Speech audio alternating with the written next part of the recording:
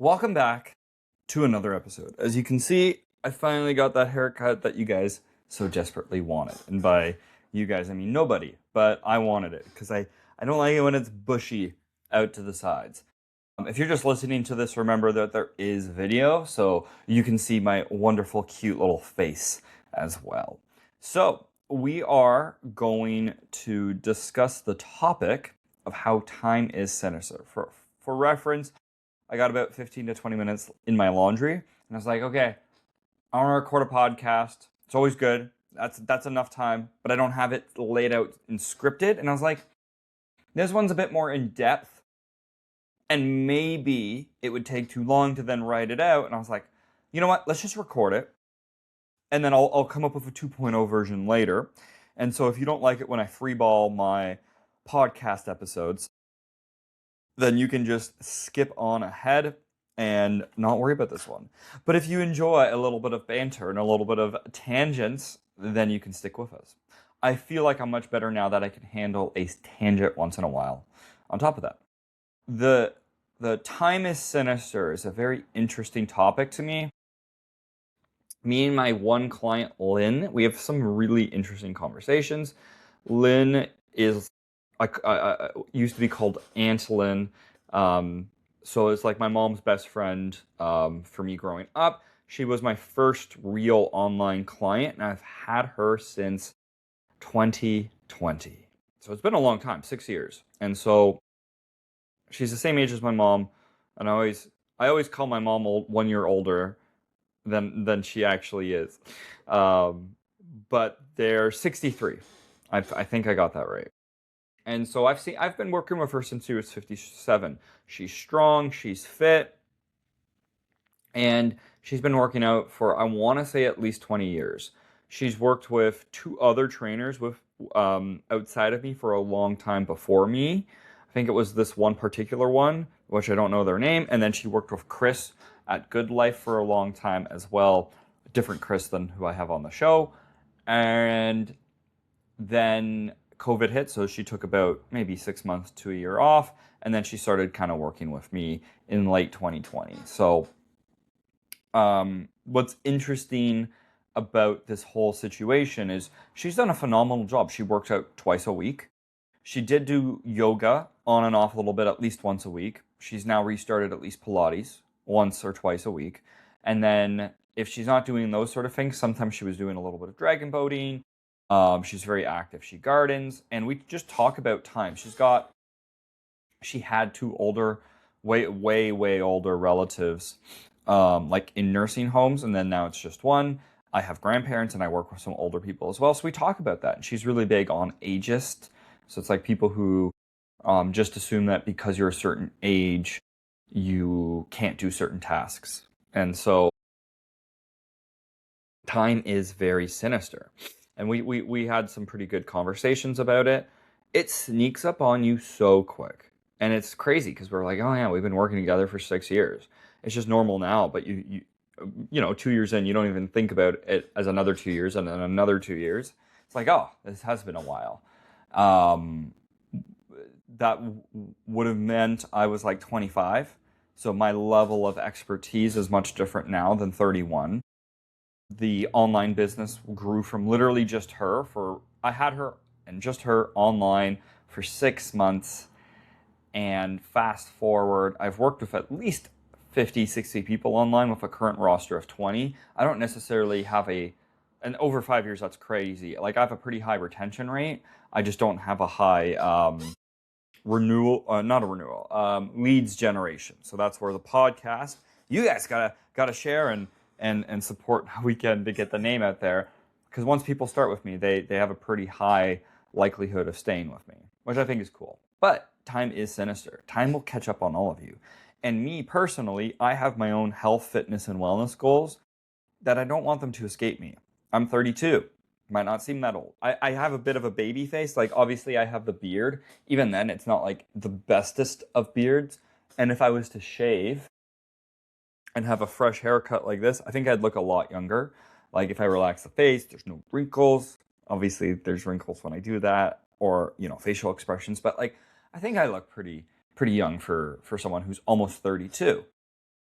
Where am I getting that with 32? NFL, 32, you're old. You aged out of the league most likely, unless you're like Tom Brady, basically a quarterback position, the odd running back, but most of them don't even make it past 30.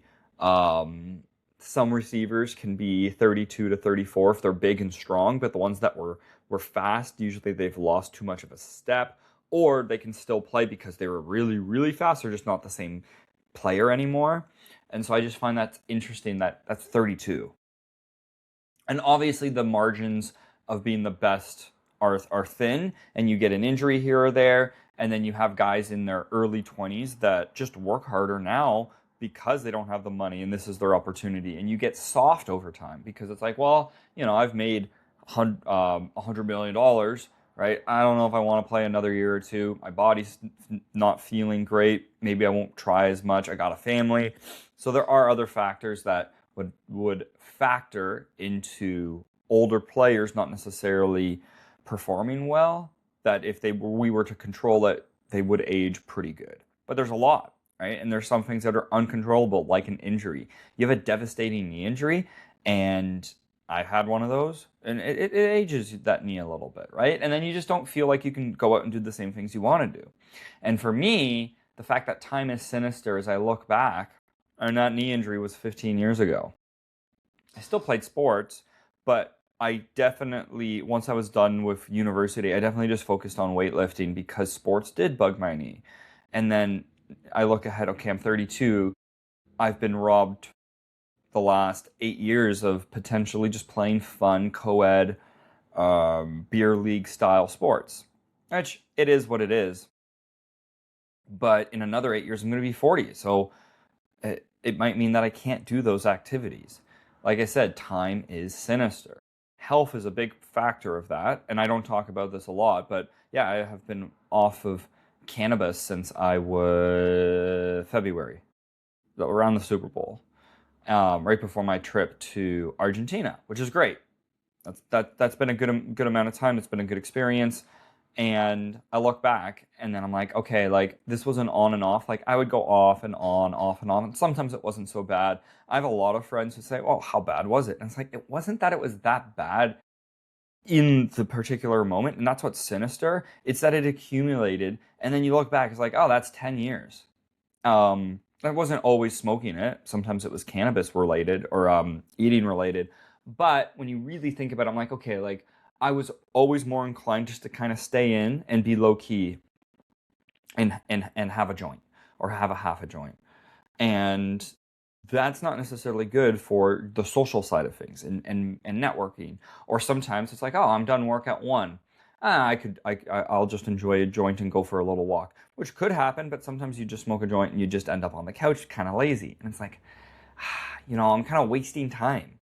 And that's what it kind of boils down to. I still would say that cannabis is healthier than alcohol, which funny enough, it's only been 2 weeks, but I'm like, yeah, I'm done with alcohol too. I just don't have, I don't have the desire for it. Now that one, I would just say it's a sober curiousness where it's pretty much nothing unless it's a special occasion. I might be able to make that exception for mentally, where maybe it's, okay, it's a friend's wedding. That makes sense. Or if I haven't had a proper guys' night in a really long time, like a once a year type of thing, and it might only be a couple beers. Like I'm okay with that. I'm not against that, but I am trying to be mindful of my health. And the alcohol side of things, I'm like, okay, it's been 2 weeks. I really wasn't much of a drinker anyway.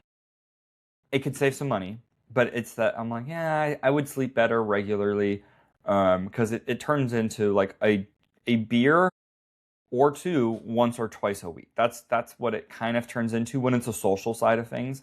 And I'm like, I can be social without it. It's just going out for a drink, right? You just get a little bite to eat instead, or you just get a glass of water. So even 2 nights ago when I was talking to my buddy Eric, I took him out for a little steak dinner because he got me a couple clients. See, if you guys get me clients, I'll take you out for a steak dinner. He had a espresso martini. I was like, I'll have a water. And then we kind of started talking like, oh, you're not drinking? No, like, I'm trying to just be more mindful of it. And the thing is that time is so sinister that you talk about these things. You talk about wanting to go to the gym. You talk about wanting to be a sober, curious person for at least a little bit, but then you don't. And then 6 months passes, and then a year passes, and then 6 years passes, and time just keeps chipping away. It's so sinister because time never slows down and it never speeds up. But the fact that it never slows down sucks because when you're in really good moments, you have to appreciate it, and it never speeds up. So when you're in really bad situations, you just have to realize time is going at the speed that it can. And so that's where time is kind of sinister in that, and it really catches up on you. I'm sure there's so many people that are much older than me are like, oh, I wish it was 5 or 10 years ago where my kids were younger, and I got to spend more time with them, or my health was better, or my dad was still around, and things like that. So I do think about that stuff quite a lot. I work with a lot of older people, and this is also part of like where I was talking to Lynn about this. One of the clients that Eric referred me to, she has not signed on yet, although she would be a good lead. She's older. I want to say she's probably born in the late 50s, early 60s. So she's probably 60 something. She has a really bad back. She recently gained some weight back. She was working with a trainer, stopped with the trainer, then hurt her back, regained some of the weight, have a bulging disc in the back. Having that back problem now prevents her from walking, and she's still kind of working, so now she can't do that. She went to the hospital maybe like a month ago, and the hospital is like, oh, it's a bulging disc, a flared disc, just it flares up. Not much we can do about it. She's like, okay, I want to know what I can do to prevent it. She knows it's strength training, and deep down she knows that, and that's where my buddy Eric is telling these people, like, yeah, you got to see Nick, you got to strengthen the muscles and work the body properly. It's one thing to come in for an osteo, but you need to put in the actual care into the body too, and people don't. People are passive, and I think she's worked with Eric for a couple of years, and obviously he's doing a good job, but there's only so much he can do on that table where a lot of people need to do stuff on their own. And time is sinister because it will catch up to you, right? The habits and the choices that you make will accumulate. And then you're looking in the mirror. It's like, well, why do I look 55 when I'm 50? And that might not seem like a big deal. There's a really good evidence showing that what you physically look like is probably actually accurate to how you're aging. And so there is some truth to people who still have a bit of a baby face, which I like to think I do, are probably aging pretty well. Again, I have a friend who's my age. The joke is he looks 50. He parties hard, very gray hair. He was balding, but that was one thing anyway. And then he even says he has like the liver of a 50-year-old. He says it. It's probably true. And so people do age at different rates. If the metric is a 1, so it's I'm aging at a 1, I'm aging at a 0.8, I'm aging at a 1.2. What does that mean? If I say I'm aging at a rate of 0.8, it means for every year, I'm actually aging 0.8ths of a year. I know a year is 12 months, but you can kind of do the math, 80%. So I'm saving some time. That means every 5 years, I've really only aged 4 years. And so if I'm 20, I'm 18, right? If I'm 40, I'm 36. Okay, that makes sense, right? You get a little bit of time. Then, if you age at a rate of 1.2, all of a sudden you're 40, you're really 44. And so that little 2.2 difference either down or up might not seem like a big deal within the scope of a year. You get to 40 years old, and it's an 8-year difference, even though your license will say you're the same age. And those choices can be as simple as just that extra half hour to hour of sleep. It can be going to the gym twice a week. That's it.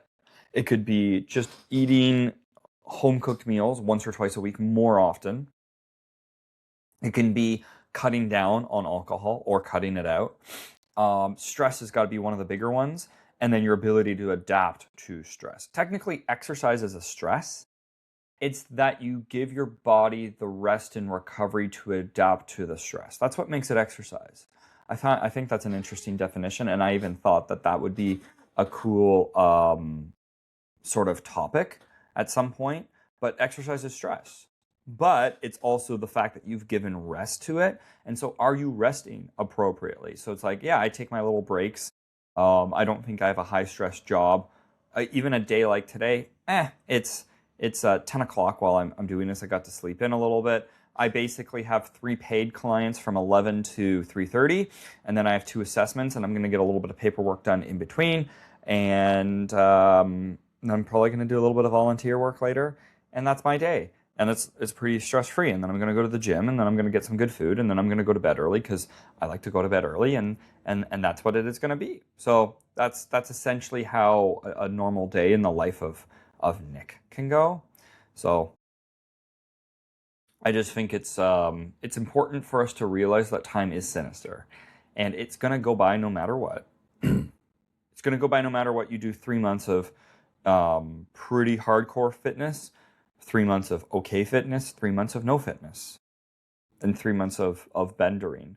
But your age can accelerate or deaccelerate, and you want to enjoy the moments while you have these said moments. I know maybe it's a little bit philosophical, not necessarily health, but health is wealth, wealth is time, time is money, right? All of those things are related. So I do think it's important.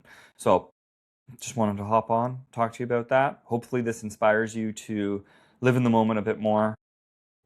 I'm making these changes for me. If you've been following the show for a bit, the getting off of cannabis one was probably one that I had mentioned a couple times, and it's like, yeah, it's been since February. So do what you will with that information, and until next time.